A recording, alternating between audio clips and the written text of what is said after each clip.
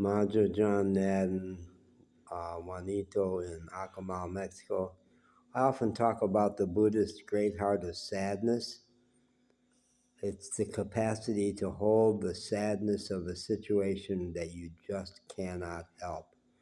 The metaphor I was taught about it was you're standing by the side of a river and your children have fallen in and you have no arms. And I've got a little mini version of it here right now.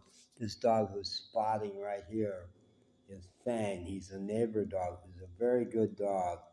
I call him Fang because his canines, his fangs, go out sideways. Poor baby, it must make it very hard to eat. And he can't even close his mouth. His mouth is constantly twitching. And that's my dog, Princess, over there. They're kind of dead ringers, except this one's a male, and his tail doesn't curl as much as hers. But sometimes I get them wrong out in the front yard. He's not usually allowed in my house. When I have enough food, I'll feed him sometimes, but he looks well fed. I think he's well cared for. This poor baby, I had the door open about an hour ago. I think it's around 1 in the morning now. I had the door open about an hour ago to let my two dogs out. And when they were back in and I closed the door, I realized that no, my dog Spot is still out there somewhere, and Fang is desperately wanting to go home, but somehow the door got jammed. It's acting as if there's something blocking it, but I don't think that's the case. I think something has happened in the mechanism of the door where it just won't swing open. And even throwing my full weight against it, I can't get it open. And I've made emergency calls to my friend Marcos, the landlord, but that was at midnight, so he obviously had gone to bed. So this poor baby has been whining and crying at the front door, and now he's working his fleas.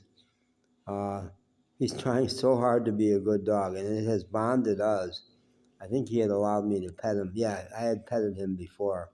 He's the one who one morning when I was in the bathroom, I came out and my front door was open and he knew not to come in. He was sitting right there on the hearth saying, I know, I'm not supposed to be in here. So he has eaten and he's had water and he's allowed me to pet him a lot. But he's just so sad. He wants to go home. He doesn't know, has he been kidnapped? Or he just looks at me like, why are you not opening that door and allowing me to go home? I want to go home already. But he's not acting out in any way. And I'm also concerned about Spot, my dog who's out there somewhere. But he's used to being out there at night. She'll survive it. And look at his fangs. Can you see the fangs? I don't know how that happened. But somebody loves him. He's a sweet dog. Now maybe he's going to settle in over here. I keep telling him, you got to settle in, man.